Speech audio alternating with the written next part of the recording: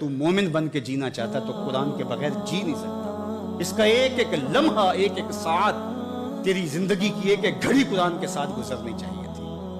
تیرے سینے کا انتخاب کیا اس قرآن کے نزول کے لیے، پہاڑوں پہ نازل نہیں کیا. کو ہمالیہ کی چوٹیاں موجود تھی، پربتوں کے سلسلے موجود تھے، یہاں تا حد نظر پھیلے ہوئے سمندر موجود تھے، زمین کی چوڑی چھاتی موجود تھی، لیکن کسی کو اللہ نے یہ امانت دی، یہ امانت تو تجھ کو دی، اور تو نے اس کو سمجھا ہی نہیں، طاق میں رکھ دیا، غلاف میں لپیٹ دیا. اس کو غور کر، تیری روح بھی وجد کرنے لگ جائے گی. عرب کے 4 بڑے شاعر، ان میں سے ایک کا نام لبید بن ربیعہ، بہت بڑا نام ہے. اس نے ایک شعر کہا کہ وجلت سیول عن الطلول انہا زبر تجد متونہا اقلامہا. وہ جب گزرتی ہیں پانی کی لہریں تو کبھی آپ نے دیکھا کہ وہ جو ریتلی زمین ہوتی ہے اس کے اوپر نقش و بنگال بن جاتے ہیں. تو اس کا نقشہ کھینچا کہ ادب کی کھلی کتاب ہو اور کسی نقاش نے قلم سے بوٹے تراش دیے ہو، تو کہا سیلاب گزرنے کے بعد وجلس سیول عن الطلول، وہ جو ٹیلے ہیں ریت کے، ان کے اوپر یوں نقش و بنگار بنے ہوئے ہیں، کأنہا زبر، گویا کہ وہ تختیاں ہیں، کتابیں ہیں، اور تو جدو ان کے اوپر اس انداز کے ساتھ نقش اور حرف تراش دیے گئے ہیں کہ جس طرح قلم لے کر کے کسی نے تراشی ہو. جب یہ شعر عرب کے معروف شاعر جو ہے وہ فرزدق المجاشی نے پڑھا تو وہ سجدے میں گر گیا. لوگوں نے کہا کہ ابو فراس یہ کیا ماجرا؟ کہا تم قرآن کے سجدوں کو جانتے ہو، میں شعر کے سجدوں کو جانتا ہوں کہ یہ شعر اتنا اونچا ہے، اس کا حسن، اس کی سلاست اور اس کے اندر معنی کی گہرائی اور گہرائی اور جمال اور خوبصورتی ایسی ہے کہ یہاں میں سجدہ شعر کیا ہے.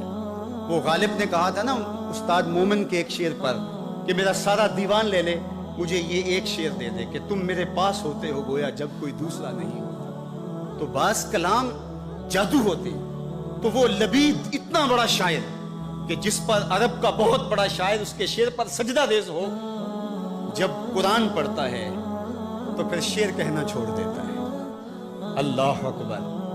حضرت ابو موسیٰ اشعری رضی اللہ تعالیٰ عنہ کو حضرت عمر نے بھیجا کہ لبید کو بلا کے لاؤ. وہ بلا کے لائے، کہا کہ کوئی کلام سناؤ. کہا جب سے سورہ بقرہ اور سورہ آل عمران پڑھی ہے میں نے شعر کہنا چھوڑ دیا ہے، یہ صورتیں ہی میرے لیے کافی ہیں. تو قرآن تو وہ موجز بیان کلام ہے اگر زندگی میں اس کے اجالے اتر جائیں، لیکن افسوس اس امت نے اس قرآن سے اپنے تعلق کو توڑ دیا.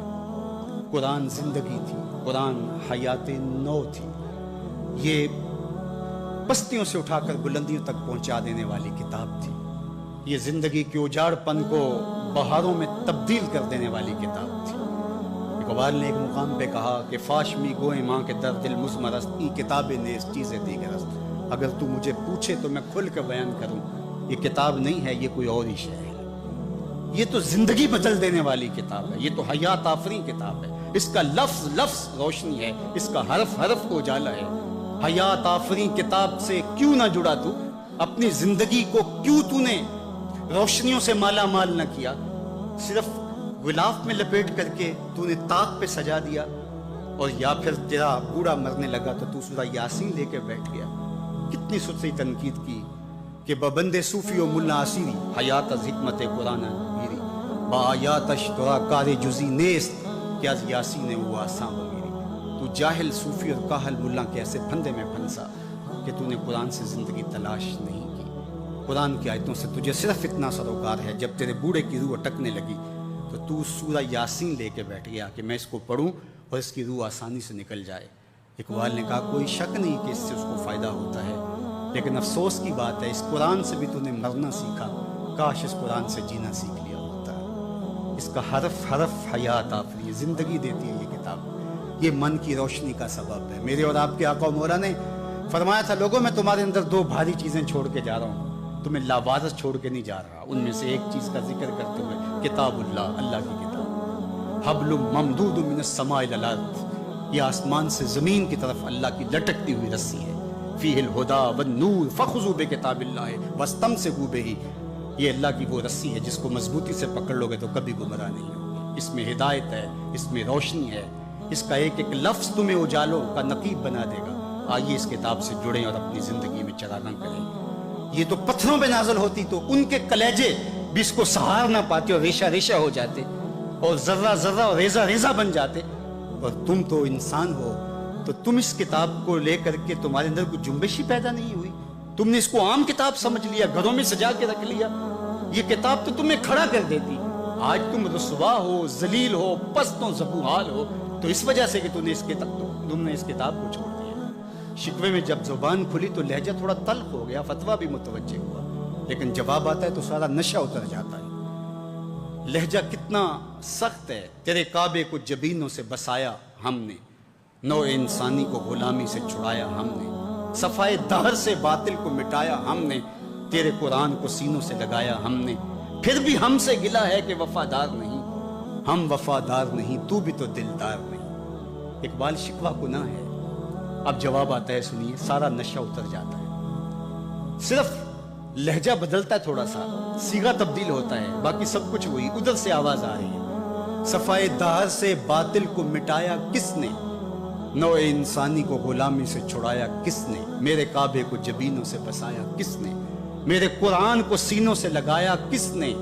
تھے تو آبا وہ تمہارے ہی مگر تم کیا ہو, ہاتھ پہ ہاتھ دھرے منتظر فردا ہو, ہر کوئی مست مئے ذوق تن آسانی ہے. تم مسلمان ہو یہ انداز مسلمانی ہے, حیدری فقر ہے نئے دولت عثمانی ہے. تم کو اسلاف سے کیا نسبت روحانی ہے, وہ معزز تھے زمانے میں مسلمان ہو کر, تم خار ہوئے تار کے قرآن ہو کر. تمہاری پستی, زبوحالی, ذلت, نقبت اور رسوائی کا سبب اور موجب اس کتاب سے دوری ہے. یہ امت آج بھی کتاب تھام لے اور اس کو سینے سے جوڑ لے اور اس کی تعلیمات پہ عمل پیرا ہو, آج بھی یہ امت سربلند ہے. میرے حضور لاوارث نہیں چھوڑ کے گئے, کہا تمہارے اندر بھاری چیزیں چھوڑ کے جا رہا ہوں, ان میں سے ایک اللہ کی کتاب. تو اس کتاب کو جو ہر گھر میں موجود ہے, کسی نبی کا پیغام اصلی صورت کے اندر کسی امت کے پاس موجود نہیں ہے, لیکن ہمارے آقا و مولا کے سینے پہ اترنے والی کتاب کسی زیر و زبر کے تغیر کے بغیر اصلی حالت میں ہمارے پاس موجود ہے. اگر اس کتاب سے تعلق مضبوط ہوا ہوتا تو پھر آج ہم در در کی رسوائیاں نہ سہتے, آج پوری امت مسلمہ ظلم اور جبر کی باہوں میں کسی کرا نہ رہی ہوتی, آج ہمارا خون نہ بہ رہا ہوتا اور ہم جبر کا شکار نہ ہوتے اگر اس کتاب سے ہم جڑے ہوتے. آئیے آج بھی اس کتاب سے جڑ جائیں, اس سے اپنے تعلق کو مضبوط کر لیں. لیلۃ القدر کے ان مبارک لمحوں میں اور رمضان المبارک ان حسین گھڑیوں میں, نزول قرآن کی بابرکت رات میں یہ عہد کر کے اٹھیں کہ زندگی کا ایک ایک لمحہ قرآن کی تعلیمات کے مطابق بسر کریں گے. یہ کتاب زندہ ہے, یہ کتاب زندگی بخش ہے, یہ کتاب ہمارے ہر درد کا مداوا ہے. اس کا